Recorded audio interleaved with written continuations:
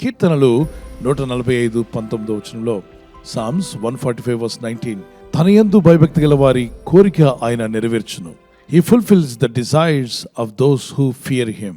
కోరిక అంటే దుష్ట కోరికలు కావు, శరీర సంబంధమైన అపవిత్రమైన కోరికలు కావు, ఆత్మ సంబంధమైన కోరికలు.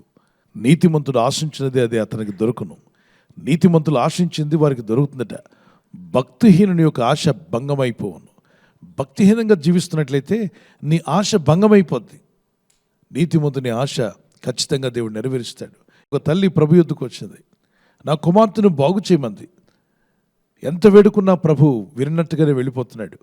మత్తయి సువార్త 15:22-28 వరకు చదివితే 28 ప్రభు అంటాడు, ఆమె వైపు తిరిగి టెస్ట్ పెట్టాడు. ఆ టెస్ట్లో ఆమె పాస్ అయినప్పుడు అన్నాడు, అందుకు యేసు, అమ్మా నీ విశ్వాసం గొప్పది, నీవు కోరినట్టే నీకు అవునుగాక. ఆమె కోరికేంటి?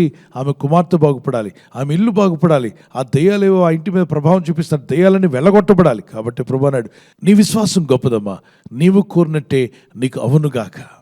ఈ స్త్రీ కనాను స్త్రీ అయినప్పటికీ యేసు ప్రభు వారి యొద్దకు వెళ్ళి వేడుకున్నది, మొరపెట్టింది, భయభక్తిని చూపించింది. ఆ భయభక్తిని చూపించినప్పుడు ప్రభు ఏమన్నాడు? ఆమె కోరిక తీర్చాడా? ఆమె ఏం కోరుకుంది? కుమార్తె బాగుపడాలని. నువ్వేం కోరుకుంటున్నావు?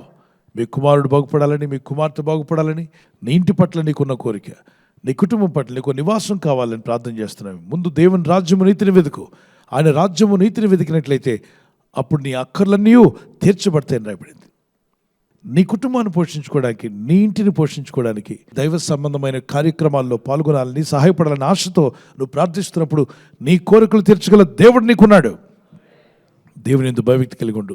నీ కుమార్తె స్వస్థపడాలని, నీ కుమారుడు స్వస్థపడాలని, నీ తండ్రి స్వస్థపడాలని, నీ తల్లి స్వస్థపడాలని, నీ ఇంటికి క్షేమం కావాలని, నువ్వు అభివృద్ధి పొందాలని, నీవు అనుకున్న దానికన్నా ఉన్నతమైన స్థితిలోకి వెళ్ళాలని, దానివల్ల దేవునికి మహిమ తీసుకురావాలని నువ్వు ఆశపడుతూ ఉంటే, నీ కోరిక దేవుని ఎదుట సరైనదైతే తప్పనిసరిగా అది అనుగ్రహింపబడునుగాక. పాత నిబంధనలో, క్రొత్త నిబంధనలు ఎందరో భక్తులు వారు ప్రార్థించినప్పుడు దేవుడు వారి ప్రార్థన విన్నాడు, వారి కోరికలు తీర్చాడు. ఈరోజు నీ కోరిక కూడా ప్రభు చూస్తున్నాడు, నీ ప్రార్థన వింటాడు. ఆత్మదేవుడిని హృదయవాంఛను తీర్చునుగాక. మన హృదయవాంఛలు తీర్చగల దేవుని సన్నిధిలో మోకరిల్లుదాం, ప్రార్థన చేసుకుందాం. లెట్స్ ఆల్ ప్రే. పరిశుద్ధమైన మా తండ్రి, ఈ వాగ్దానం అయితే ప్రార్థిస్తుండగా, అయ్యా నీ ప్రజల్లో ఆశ్చర్యకార్యములు జరిగించేవాడు, అద్భుతకరుడు తండ్రి, ఆలోచనకర్తవు, నీకు సమస్తము సాధ్యమే. యెహోవా యందు భయభక్తి గల వారి యొక్క కోరిక ఆయన తీర్చును అని రాయబడింది. అవును తండ్రి, నీ యందు భయభక్తి మాకు దయచేయండి.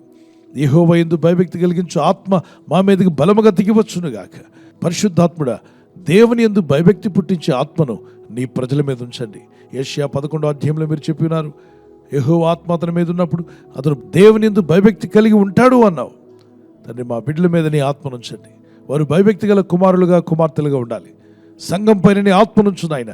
సంఘమంతా, విశ్వాసులందరూ దేవుని యందు భయభక్తి కలిగి జీవించాలి. యవనస్తుల మీద నీ ఆత్మను పెట్టండి. మీ ఆత్మ మాకు భయభక్తిని నేర్పిస్తుందన్నావు.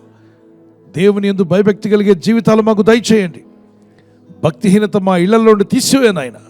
మా బ్రతుకుల్లో ఉన్న భక్తిహీనత తొలగిపోనుగాక. ఈ రాత్రి నెమ్మదితో పండుకొని సురక్షితంగా కాపాడబడినట్లుగా నీ అగ్ని కంచి వేసి మమ్మల్ని కాపాడండి. మీ చిత్తములో కొనసాగే కృప మా అందరికీ దయచేయమని యేసుక్రీస్తు ప్రశస్త నామములో వీరందరికీ చక్కని నిద్ర దయచేసి తెల్లవారు లేచి కృపను మాకిమ్మని క్రీస్తు యేసు నామములో అడిగి వేడుకుంటున్నామా పరలోకపు తండ్రి. ఆమేన్, ఆమేన్. ఈ వాగ్దానాన్ని మీతోనే ఉంచుకోకుండా లైక్ చేయండి, షేర్ చేయండి. అనేకులు ఈ యొక్క ఛానల్ సబ్స్క్రైబ్ చేసుకోమని తెలియపరచండి. సబ్స్క్రైబ్ చేయని వారు కూడా సబ్స్క్రైబ్ చేయండి. Good night. God bless you.